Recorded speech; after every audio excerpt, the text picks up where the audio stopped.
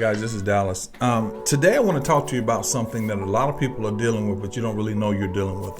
Fighting the good fight of faith. Most of us believe the good fight of faith is attending church and believing God, but there's a lot more to that passage than that. So I'm going to take about 10 minutes to talk about it because I want you to understand something.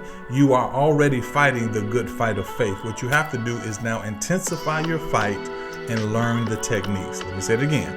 Intensify your fight and learn the techniques. Now, the first thing, if you look at this passage, it says in the 3rd verse, for though we walk in the flesh, we do not war after the flesh. What does that simply mean? In a nutshell, we don't fight like the world fights. Why? Because our fight always brings victory. You have to understand that. If you don't understand that, you'll fight the fight hoping to win instead of understanding you can win. So we go to verse 4 that says, for the weapons of our warfare are not carnal, but mighty through God to the pulling down of strongholds. There you go. Number 1, realize that you've won the fight. Number 2, in order to ensure that you get the victory in the season you're supposed to get it, you got to pull down strongholds. So let's deal with that. What are some of the strongholds? Fear is a stronghold. Survival is a stronghold. Religion is a stronghold.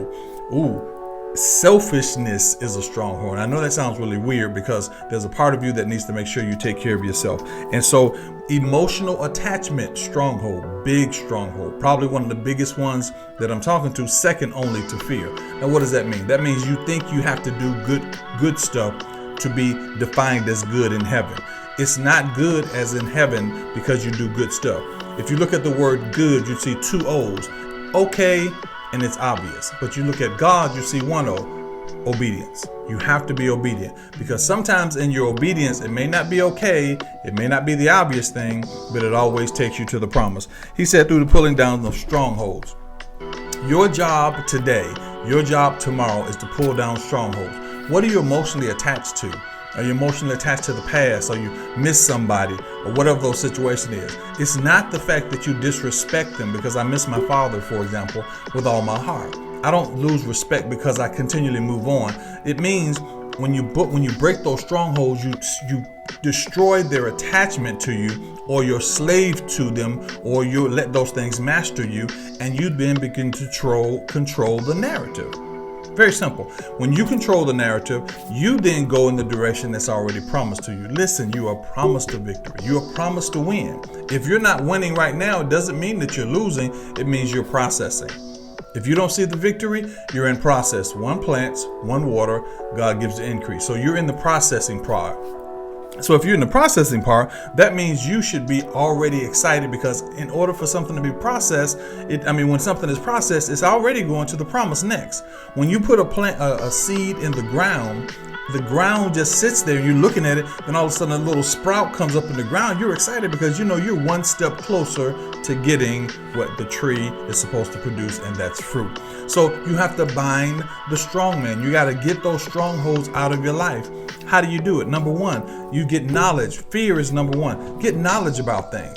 Stop being afraid to approach things. Stop being afraid to look at things. Stop being afraid to attach things. Second of all, stop being religious. Religious says, I got to always do the good thing in the eyes of others. Godly says, I have to do the good things in the eyes of God, whether it looks good to the eyes of others. And the other thing, and finally, I'm going to deal with emotional attachments. Stop being attached to things emotionally. Listen, if there is something in your life that you can't let go of in less than 30 seconds, I don't mean your wife, I don't mean your husband, and I don't mean your children. If there is something in your life that is carnal that you can't let go of 30 seconds and just let go of it and not look back over your shoulder at it, that thing is an attachment. And if you're attached to it, it hinders the process that your promise takes place. All the stronghold does is hinder the process. You're going to get there. You may get there and you're 90 years old, but you're going to get there. When you bind the strong man, when you deal with the strongholds, you give yourself the opportunity to be blessed, to live a life of joy and a life of peace. That's your standing higher moment for today, guys. I'm William Dallas. I'll see you guys later. Peace.